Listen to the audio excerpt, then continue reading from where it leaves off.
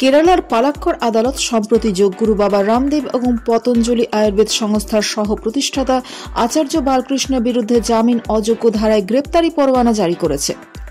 তাদের বিরুদ্ধে অভিযোগ, বিভ্রান্তিকর বিজ্ঞাপনের মাধ্যমে পতঞ্জলির পণ্যকে ডায়াবেটিস এবং উচ্চ রক্তচাপ নিরাময়ের ওষুধ হিসেবে প্রচার করা হয়েছে, যা জনসাধারণের মধ্যে বিভ্রান্তির সৃষ্টি করতে পারে এবং স্বাস্থ্য সংক্রান্ত গুরুতর বিপদের কারণ হতে পারে। এর আগে আদালত তাদের 1 ফেব্রুয়ারি সশরীরে হাজিরা দেওয়ার নির্দেশ দিয়েছিল, কিন্তু তারা হাজিরা না দেওয়ায় আদালত এই গ্রেপ্তারি পরোয়ানা জারি করে।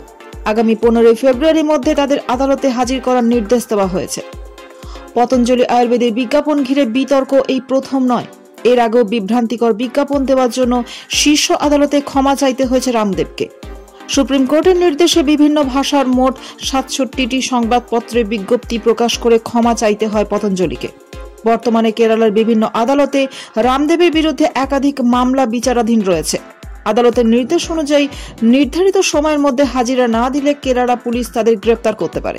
সংস্থাটি 1954 সালের ওষুধ ও ম্যাজিক উপশম আইনের 3 ধারায় আইনি ঝঞ্ঝাটে পড়েছে। জনস্বাস্থ্য কর্মী তথা ডক্টর কে.ভি. বাবুর দায়ের করা একটি অভিযোগের পরিপ্রেক্ষিতে রাজ্য সরকারের সংশ্লিষ্ট দপ্তর মামলাটি করে। তার পরিপ্রেক্ষিতে 2023 সালের অক্টোবরে কেরলের ওষুধ নিয়ন্ত্রণ দপ্তর পতঞ্জলি গোষ্ঠীর এই ধরনের বিভ্রান্তিকর বিজ্ঞাপনের বিরুদ্ধে পদক্ষেপ করে।